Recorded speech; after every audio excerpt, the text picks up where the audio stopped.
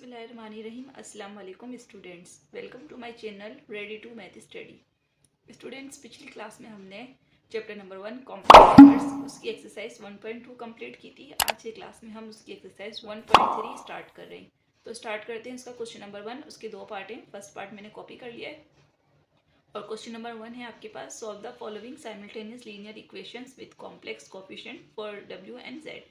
आपको क्या करना है, आपके पास साइमल्टेनियस लीनियर इक्वेशन है कॉम्प्लेक्स कोफिशिएंट के साथ, आपको उनको सॉल्व करके डब्ल्यू और जेड की वैल्यू मालूम करनी है।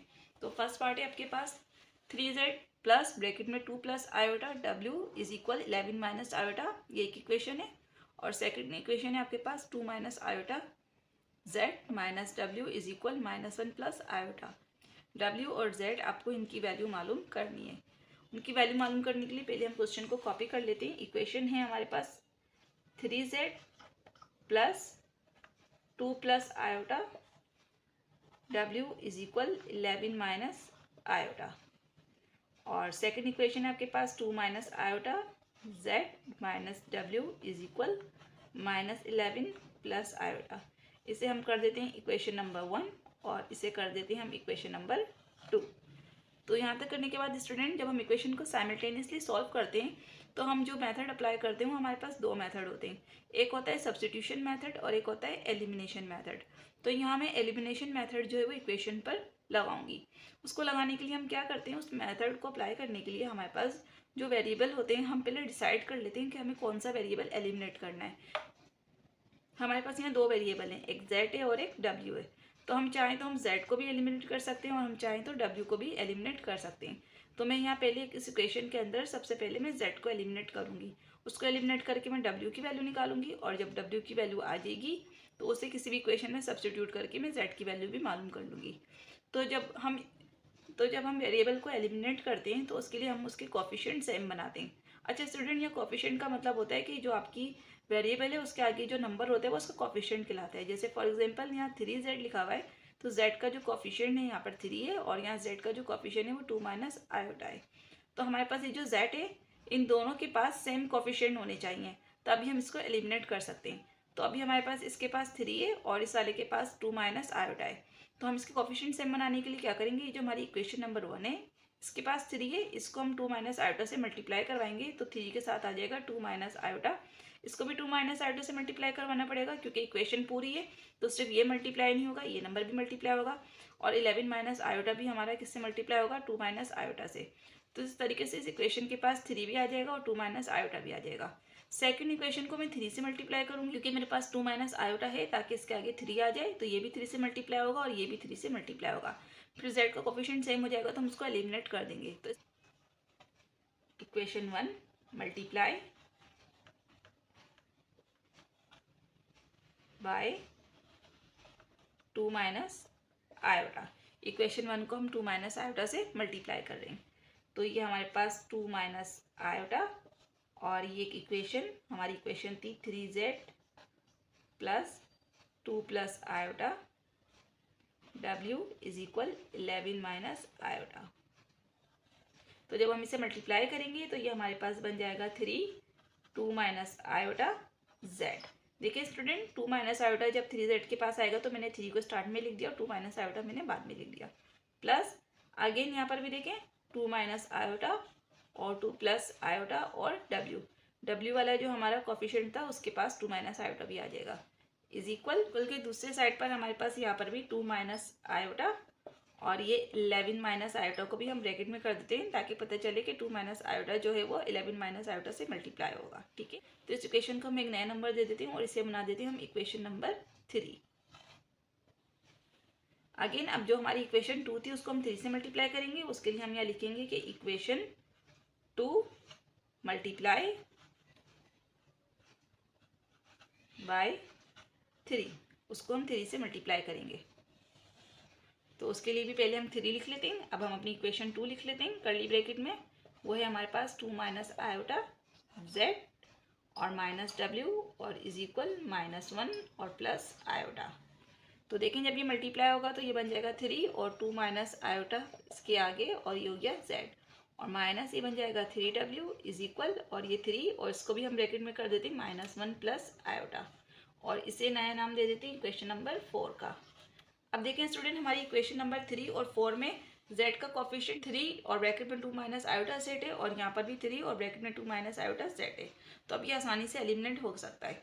तो एलिमिनेट करने के लिए हम इक्वेशंस को ये भी चेक करते हैं कि हम उन इक्वेशंस को ऐड करें या सब्ट्रैक्ट करें। हम इन इक्वेशन को सब्ट्रैक्ट करेंगे क्योंकि हमारे पास ये जो पूरी वैल्यू है इसके पास प्लस साइन है और यहाँ पर भी इसके पास प्लस साइन है। मैं इन इक्वेशंस को ऐड करूंगी तो z एलिमिनेट नहीं होगा।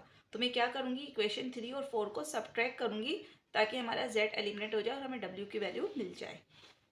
तो इसके लिए हम यहाँ लिख लेते हैं सब्ट्रैक्ट इक्वेशन 4 फ्रॉम 3। देखिए स्टूडेंट, मैं क्या कर रही हूँ, मैं इक्वेशन 4 को जो है इक्वेशन 3 में से सब्ट्रैक्ट करूँगी।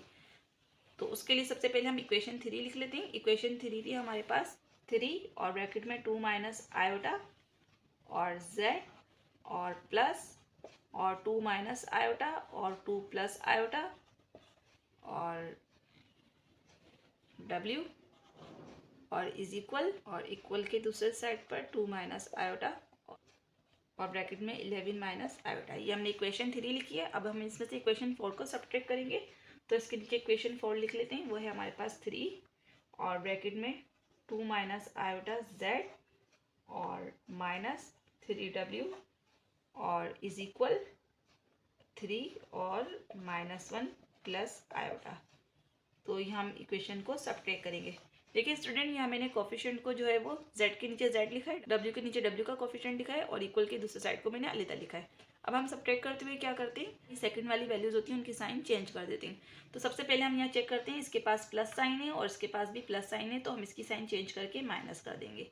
ये प्लस साइन है, ये माइनस साइन है, इसकी चेंज करके हमने साइन प्लस कर दी। सेम है, इसकी साइन भी प्लस है और इसकी साइन भी प्लस है, तो हम इसकी साइन को चेंज कर माइनस कर देते हैं। तो अब हम इन्हें सॉल्व कर लेते हैं। ये प्लस की वैल्यू और ये माइनस की वैल्यू, तो प्लस माइनस माइनस, और ये बिल्कुल सेम वैल्यू है तो ये एलिमिनेट हो जाएगी।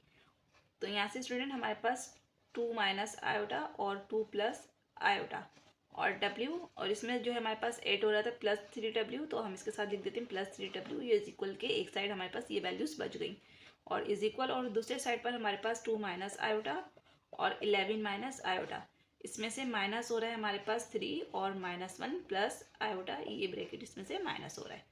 तो अब हम इनको यहाँ पर सोल्व कर लेते हैं। यहाँ पर देखें स्टूडेंट, सबसे पहले हमारे पास 2 माइनस आयोटा और 2 प्लस आयोटा, ये फॉर्मूला बना देंगे a माइनस बी और a प्लस बी से a square minus B square का फॉर्मूला। तो यहाँ पर इसको a square minus B square में क्लोज कर देते हैं। तो यहाँ 2 लिख देते हैं और यहाँ आयोटा लिख देते हैं और इसको कर्ली ब्रैकेट में कर देते हैं और यहाँ w लिख देते हैं और प्लस 3w को हमने ऐसे ही कॉपी कर दिया। अगेन इज इक्वल, यहाँ पर ये दोनों ब्रैकेट्स पे आपस में मल्टीप्लाई हो रहे हैं, तो पहले 2 लिख लेते हैं और 11 माइनस आयोटा लिख देते हैं और फिर माइनस आयोटा और इसके साथ भी 11 माइनस हमने आयोटा लिख दिया। और -3 को जब हम -1 से मल्टीप्लाई करेंगे तो माइनस माइनस प्लस और 3 बन जाए 3, और माइनस प्लस माइनस 3 को जब हम आयोटा से मल्टीप्लाई करेंगे तो ये बन जाएगा 3 आयोटा। अगेन यहाँ पर देखें 2 2 ज़ा 4 और माइनस, और ये बन गया आयोटा स्क्वायर और w इसके साथ और प्लस 3w हमने कॉपी कर दिया। 2 को 11 से मल्टीप्लाई करेंगे तो 22 बन जाएगा हमारे पास। 2 को आयोटा से मल्टीप्लाई करेंगे तो 2 आयोटा बन जाएगा। माइनस आयोटा को 11 से करेंगे तो -11 आयोटा बन जाएगा, और माइनस माइनस प्लस आयोटा को आयोटा से करेंगे तो आयोटा स्क्वायर बन जाएगा और प्लस 3 और -3 iota. Again 4 minus iota square की जगह हम -1 पुट कर देते हैं, इसको कर्ली ब्रैकेट में कर देते हैं यहाँ पर, और w प्लस और 3w और इज इक्वल 22 -2 आयोटा और -11 आयोटा। तो माइनस माइनस प्लस, ये बन जाएगा माइनस का 13 आयोटा, प्लस आयोटा स्क्वायर की जगह हमने -1 पुट कर दिया और प्लस 3 और -3 आयोटा को हमने कॉपी कर दिया। अगेन यहाँ पर देखिए 4 और माइनस माइनस प्लस, और ये 1 इसके साथ हो गया और ये w और प्लस 3w और इज इक्वल, ये हमारे पास 22 और -13 आयोटा और प्लस माइनस -1 और प्लस 3 और -3 आयोटा। अगेन यहाँ पर देखें 4 और 1 में हमारे पास हो गया 5w और प्लस ये हो गया 3w इज इक्वल, यहाँ पर हम ज़रा आयोटा वाली वैल्यूज़ को और सिंपल वैल्यूज़ को अलग कर देते हैं। तो ये 22 -1 प्लस 3 और -13 आयोटा और -3 आयोटा। तो अगेन यहाँ तक करने के बाद इसको और सिंप्लीफाई कर लेते हैं। 5w और 3w को प्लस करेंगे तो ये बन जाएगा हमारे पास 8w और इज इक्वल 22 में से -1 करेंगे तो ये हमारे पास बन जाएगा 21 और प्लस 3, और -13 आयोटा और -3 आयोटा को जब हम प्लस करेंगे तो ये बन जाएगा हमारे पास -16 iota. Again 8W is equal 21 में 3 प्लस करेंगे तो ये बन जाएगा 24 माइनस 16 आयोटा। यहाँ पर 8W इज इक्वल, इन दोनों में से हम 8 का टेबल कॉमन ले लेते हैं क्योंकि 8 3 ज़ा 24, 8 2 ज़ा 16, तो 8 के टेबल को जब हमने कॉमन लिया तो यहाँ बन गया हमारे पास 3 माइनस 2 आयोटा। अगेन देखिए स्टूडेंट, यहाँ पर W इज इक्वल 8 और ये 8 मल्टीप्लाई हो रहा है, इसे हम नीचे लाकर यहाँ डिवाइड करवा देते हैं डिनोमिनेटर में, और 3 माइनस 2 आयोटा को हमने कॉपी कर दिया। तो 8 से 8 हो गया हमारे पास कैंसिल। तो सिंपल हमारे पास देखें W की वैल्यू आ गई 3 माइनस 2 आयोटा, ये हमारे पास W की वैल्यू आ गई। अब हम इस वैल्यू को यूज़ करते हुए Z की वैल्यू भी निकाल लेंगे। इस वैल्यू को हम क्या करेंगे, हम इस वैल्यू को जो हमारे पास W की वैल्यू आई है, हम इसको हमारे क्वेश्चन में जो इक्वेशन 1 और इक्वेशन 2 थी, चाहे तो हम इक्वेशन 1 में पुट कर लें, चाहे तो हम इक्वेशन 2 में पुट कर लें, तो मैं यहाँ इस वैल्यू को इक्वेशन 1 में पुट करूँगी। तो इसके लिए हम यहाँ लिख लेते हैं put W is equal 3 minus 2 iota in equation 1। Equation 1 में कॉपी कर ली थी। इक्वेशन 1 है हमारे पास 3Z प्लस 2 प्लस आयोटा और W और इज इक्वल 11 माइनस आयोटा। तो यहाँ हम 3Z और प्लस और 2 प्लस आयोटा और W की वैल्यू 3 माइनस 2 आयोटा यहाँ पुट कर देते हैं और इज इक्वल 11 माइनस आयोटा। यहाँ स्टूडेंट मैंने वैल्यू को इक्वेशन 1 में पुट करा है W की वैल्यू को, आप W की वैल्यू को इक्वेशन 2 में भी पुट कर सकते हैं। तो अगेन ये बन जाएगा हमारे पास 3Z प्लस, इन दोनों को मल्टीप्लाई कर देते हैं, तो पहले 2 लिख लेते हैं और इसके साथ 3 माइनस 2 आयोटा लिख देते हैं और प्लस आयोटा और इसके साथ भी 3 माइनस 2 आयोटा और इज इक्वल 11 माइनस आयोटा। तो 3Z प्लस और 2 3 ज़ा 6 और प्लस माइनस माइनस 2 2 ज़ा 4 आयोटा और प्लस आयोटा को 3 से मल्टीप्लाई करेंगे तो 3 iota plus minus minus iota को 2 आयोटा से करेंगे, ये बन जाएगा 2 आयोटा स्क्वायर और इज इक्वल 11 माइनस आयोटा। तो अगेन देखिए 3Z प्लस 6 और माइनस प्लस माइनस, जब हम इन्हें सॉल्व करेंगे तो माइनस आयोटा बचेगा और माइनस 2 आयोटा स्क्वायर की जगह हम -1 पुट कर देते हैं और इज इक्वल 11 माइनस आयोटा को कॉपी कर देते हैं। Again 3Z plus 6 minus iota minus minus plus 2 1 ज़ा 2 इज इक्वल 11 माइनस आयोटा। तो 3Z प्लस 6 और प्लस 2 इनको हम अरेंज कर लेते हैं और माइनस आयोटा और is equal 11 minus iota. Again 3Z plus 8, क्योंकि 6 में 2 प्लस होगा तो 8 और माइनस आयोटा और is equal 11 minus iota. Values को इक्वल के दूसरे साइड मूव कर देते हैं, तो 3Z इज इक्वल ये 11 माइनस आयोटा, ये प्लस 8 था मूव होकर माइनस 8 हो जाएगा और माइनस आयोटा था मूव होकर प्लस आयोटा हो जाएगा, क्योंकि हमें Z की वैल्यू मालूम करनी है इसलिए हम 3Z को अलग कर देते हैं। तो यहाँ पर प्लस आयोटा और माइनस आयोटा कैंसिल हो जाएगा। 3Z इज इक्वल 11 माइनस 8 बचा हमारे पास, तो 3Z इज इक्वल 11 में से 8 माइनस करेंगे तो 3 बचेगा। अगेन Z इज इक्वल 3/3, ये 3 मल्टीप्लाई हो रहा था मूव होकर डिवाइड हो जाएगा, कैंसिल करेंगे इसको, 3 1 ज़ा 3 3 1 ज़ा 3, तो हमारे पास Z की वैल्यू 1 आ गई।